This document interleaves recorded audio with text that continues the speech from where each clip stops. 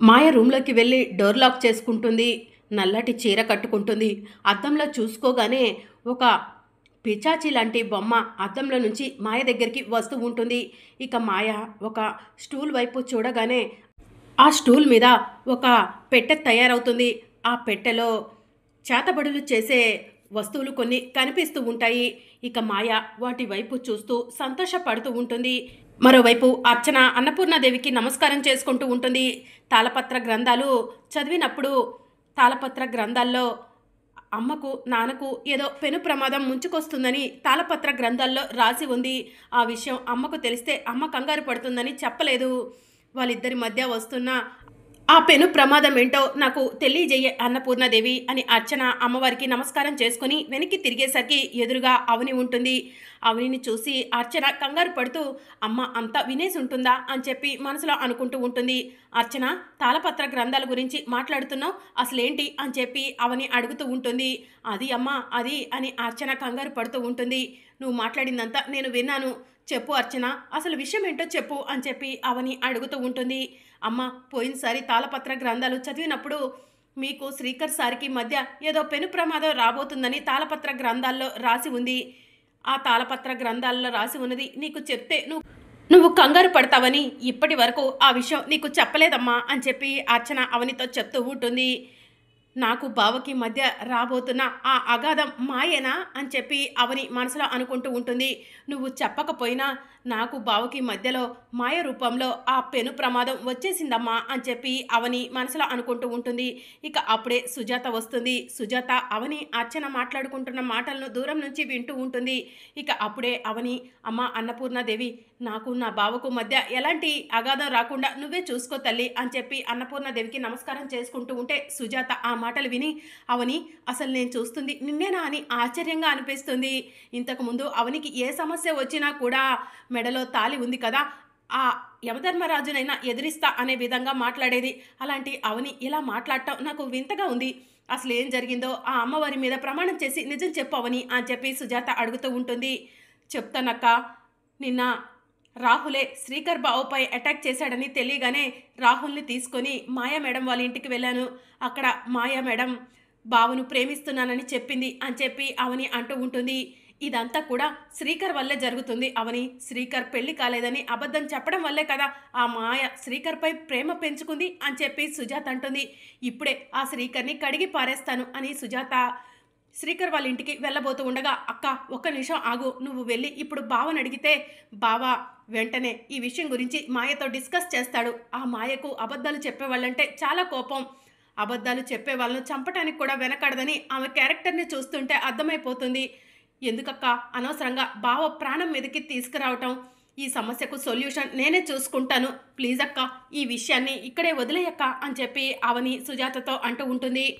అసలు ఏం చేద్దాం అనుకుంటున్నావు అవని? ఈ సమస్యకు సొల్యూషన్ ఎలా దొరుకుతుంది అని సుజాత అడుగుతూ ఉంటుంది. ఏదో ఒకలా ఆ అన్నపూర్ణాదేవి ఈ సమస్యకు సొల్యూషన్ చూపిస్తుందక్క. అమ్మ అన్నపూర్ణాదేవి, ఒక సమస్య దూరమైంది అనుకునే లోపు మరో సమస్యను తీసుకొచ్చి నా ముందు నిల్చోబెడుతున్నావు. ఎందుకమ్మా నాకు ఇలా అడుగడుగున గండాలను ఎదురు చూపిస్తున్నావు అని చెప్పి అవని అన్నపూర్ణాదేవిని అడుగుతూ ఉంటుంది. ఇక మరోవైపు మాయా రూమ్లో ఒంటరిగా నల్ల చీర కట్టుకొని చేతబడి చేసేదానిలాగా ఎదురుగా ముగ్గు వేసుకొని ముగ్గులో బొమ్మలను పెట్టి కళ్ళు మూసుకుంటుంది.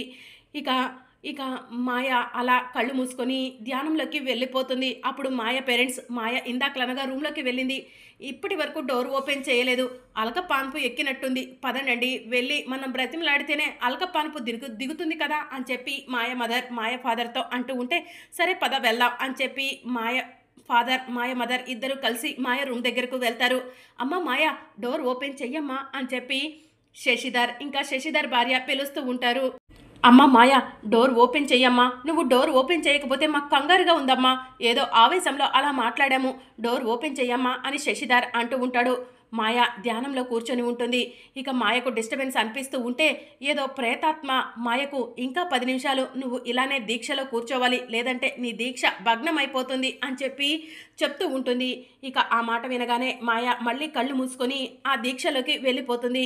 ఇక మాయ పేరెంట్స్ కంగారు పడుతూ ఉంటారు. ఏమండి, మాయ డోర్ ఓపెన్ చేసేలా లేదు, అసలు రూమ్లో ఏం చేస్తుందో విండోస్లో నుంచి చూద్దాం రండండి అని చెప్పి మాయ ఫాదర్ మదర్ ఇద్దరు కూడా విండోస్ దగ్గరకు వెళ్ళి మాయ మాయ డోర్ ఓపెన్ చెయ్యమ్మా అని చెప్పి గట్టిగా అరుస్తూ ఉంటారు.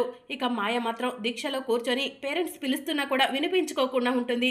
ఏంటండి ఇన్నిసార్లు కొడుతున్న డోర్ ఓపెన్ చేయట్లేదు, మాయ లోపల అసలు ఏం చేస్తుంది, ఏదైనా చెయ్యకూడని పని చేస్తుందా అని చెప్పి మాయ పేరెంట్స్ కంగారు పడుతూ ఉంటారు. పదండి డోర్ దగ్గరికే వెళ్ళి డోర్ కొడదాం అని చెప్పి మాయ పేరెంట్స్ డోర్ దగ్గరకు వచ్చి మళ్ళీ డోర్ కొడుతూ ఉంటారు. ఇక అప్పటికే మాయ దీక్ష పూర్తయిపోతుంది.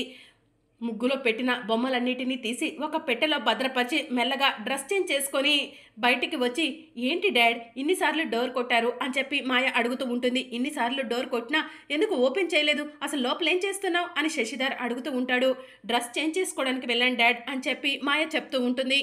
మాయ, అనవసరంగా ఏదైనా తొందరపాటు నిర్ణయం తీసుకున్నావేమోనని భయపడిపోయాము, ఇప్పటికైనా డోర్ తీసావు సంతోషం అని చెప్పి మాయ పేరెంట్స్ అంటూ ఉంటారు. డాడ్, అనవసరంగా కంగారు పడకండి, నేను రూమ్లో ఉన్నప్పుడు మీరెవరూ నన్ను డిస్టర్బ్ చేయకండి అని చెప్పి మాయ అంటూ ఉంటుంది. సరే రామ్మ భోజనం చేద్దు అని మాయ మదర్ అనగానే పదండి వెళ్దాం అని చెప్పి మాయ తన పేరెంట్స్తో కలిసి భోజనానికి బయలుదేరుతుంది. ఇక మరోవైపు అర్చన అవని శ్రీకర్ ఫోటో పట్టుకొని నాగమ్మ తల్లి పుట్ట దగ్గరకు వెళ్తుంది. పుట్ట దగ్గర కూర్చొని అమ్మ నాన్నలను కలపడం కోసం నేను చెయ్యని ప్రయత్నం లేదు, కానీ ఎలాంటి ఫలితం దక్కలేదు ఇప్పటి వరకు అని చెప్పి బాధపడుతూ ఉంటుంది. అప్పుడే పుట్టలో నుంచి నాగమ్మ తల్లి రామచిలుక రెండు కూడా వస్తాయి. మీరిద్దరికే నా బాధనైనా నా కష్టాన్నైనా సంతోషాన్నైనా చెప్పుకోగలను, అమ్మ నాన్నలను కలపడానికి ఏదో ఒక పరిష్కారం చూపించండి. అమ్మ నాన్నలను కలపాలని నేను ప్రయత్నం చేస్తుంటే మాయ మేడం అమ్మ నాన్నల జీవితంలోకి రావటం ఏంటి అని చెప్పి అర్చన నాగమ్మ తల్లిని చిలకమ్మను అంటూ ఉంటుంది. అసలు ఆ మాయ మేడం నాగమ్మ తల్లిని చూస్తే కారుతో తొక్కిచ్చేస్తా అంటుంది. నాన్నను పెళ్లి చేసుకొని నాన్న జీవితంలోకి రావాలనుకుంటుంది. అసలు ఆ మాయ క్యారెక్టర్ విచిత్రంగా ఉంది, ఏంటో తెలుసుకోవాలి, ఒక కన్ను ఆ మాయపై వేసి ఉంచాలి అని చెప్పి అర్చన నాగమ్మ తల్లి చిలకమ్మతో చెప్తూ ఉంటుంది. అప్పుడే చిలకమ్మ అర్చన చేతిలో ఉన్న అవని శ్రీకర్ ఫోటోని లాక్కొని వెళ్తూ ఉంటుంది. చిలకమ్మ ఆగమ్మ, చిలకమ్మ ఆగమ్మ అని చెప్పి అర్చన పిలుస్తూ ఉంటుంది. ఇక చిలకమ్మ అవని శ్రీకర్ ఫోటో తీసుకొని గాలిలో ఎగురుతూ వెళ్ళిపోతూ ఉంటుంది. ఇక అర్చన చిలకమ్మ వెనకే పరిగెడుతూ ఉంటుంది. చిలకమ్మ ఆగు, అమ్మా నాన్నల ఫోటో ఇలా ఇవ్వు, నన్ను ఎక్కడికి తీసుకెళ్తున్నావు అని అర్చన పిలుస్తూ ఉంటుంది. అర్చన మాటను వినిపించుకోకుండా చిలకమ్మ అవని శ్రీకర్ ఫోటోతో గాల్లో ఎగురుతూ ఉంటుంది.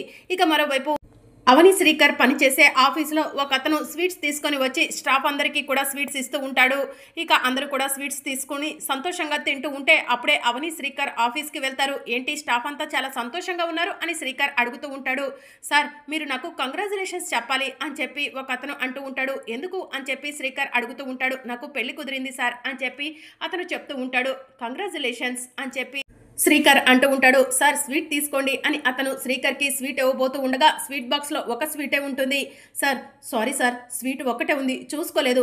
అవని మేడం, ఈ స్వీట్ మీరు తీసుకోండి, ఇప్పుడే షాప్కి వెళ్ళి శ్రీకర్ సార్కి స్వీట్ తీసుకొస్తాను అని చెప్పి అతను అంటూ ఉంటే, వద్దు, నువ్వు ఒక్కరి కోసం స్వీట్ షాప్కి వెళ్ళాల్సిన అవసరం లేదు, ఒక స్వీట్ ఉంది కదా, నేను సార్ షేర్ చేసుకుంటాం అని చెప్పి అవని అంటుంది. ఇక శ్రీకర్ దాంతో అవని వైపు అలానే చూస్తూ ఉంటాడు. మరి అప్కమింగ్ ఎపిసోడ్లో ఏం జరగనుందో తెలుసుకోవాలనుకుంటున్నారా? అయితే ఛానల్ను సబ్స్క్రైబ్ చేసుకొని సపోర్ట్ చేయడం మర్చిపోకండి. Thank you for watching.